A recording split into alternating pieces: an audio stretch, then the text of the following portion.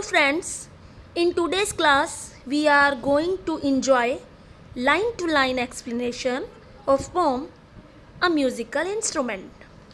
A Musical Instrument is written by Elizabeth Barrett Browning.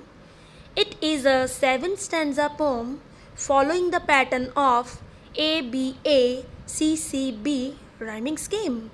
Before we discuss about the poem, let us have a glance of life history of the poetess Elizabeth Barrett Browning in very brief. Elizabeth Barrett Browning was an English poet of Victorian era, popular in Britain and the United States during her lifetime. Born in County Durham, the eldest of 11 children, Elizabeth Barrett wrote poetry from the age of 11. A musical instrument uses the story of Pan, who is the god of shepherds and who is half man and half god. The speaker here is talking about the animalistic behavior of god Pan, who causes ruin and damage everywhere without caring about the delicate nature. In search of reed, who here is also recounted as mythological character Syrinx, who has hidden herself as a reed beside a river bank in order to escape the demeanor of god Pan, who without caring of fragile nature, spreading ruin everywhere. In his passionate search of Syrinx, let us start first stanza of the poem. In the first stanza, the poet starts with rhetorical question. What was he doing, the great god Pan, down in the reeds by the river, spreading ruin and scattering bands, splashing and paddling with hoofs of a goat, and breaking the golden lilies afloat with the dragonfly on the river?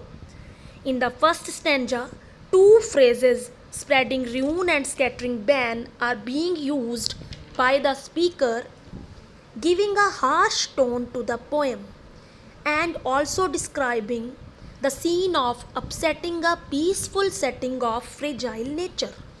Here, the god Pan is creating a violent scene by splashing the water with his hooves, which are used as a symbol of his animalistic attitude towards the nature. Let's have a glance of second paragraph.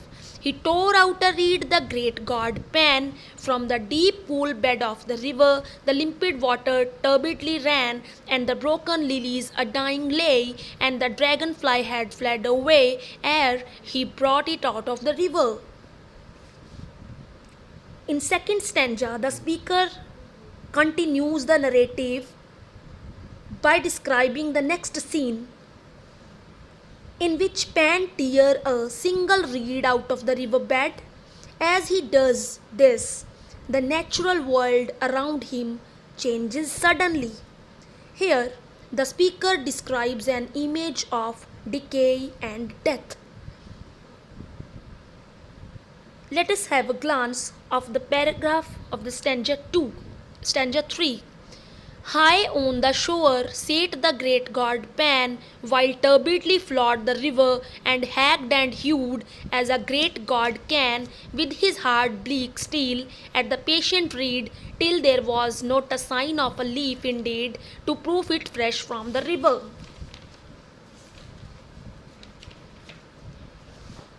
In stanza 3, the speaker describes how Pan has moved from the water to the shore. He sits there and the river flows below him.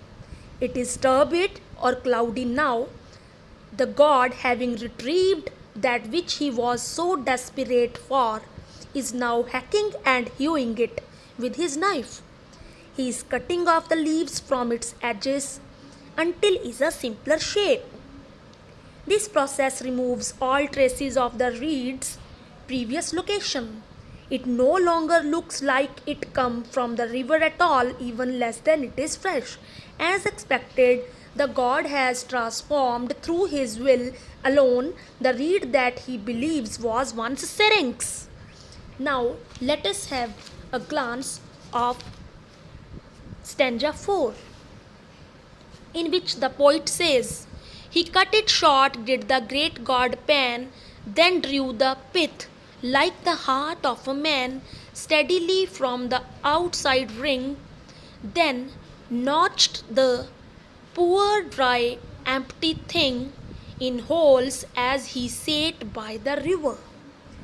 In stanza 4, the poet, continuing on, describes how Pan cuts the reed short. He turns it down to a more pleasing size. This is a fact that disturbs the speaker, who exclaims, how tall it stood in the river! It used to be grand and beautiful. Now it has been taken down to a remnant of its former self. Pan's intentions for the reed are becoming clear. As he draws the pith from it, this referred to its central tissue. This is traumatic thing for the speaker to witness. It is described as being similar to pulling the heart of a man. The next thing Pan does is to notch holes into the poor dry empty thing. With this, he is able to make it into the first part of his flute.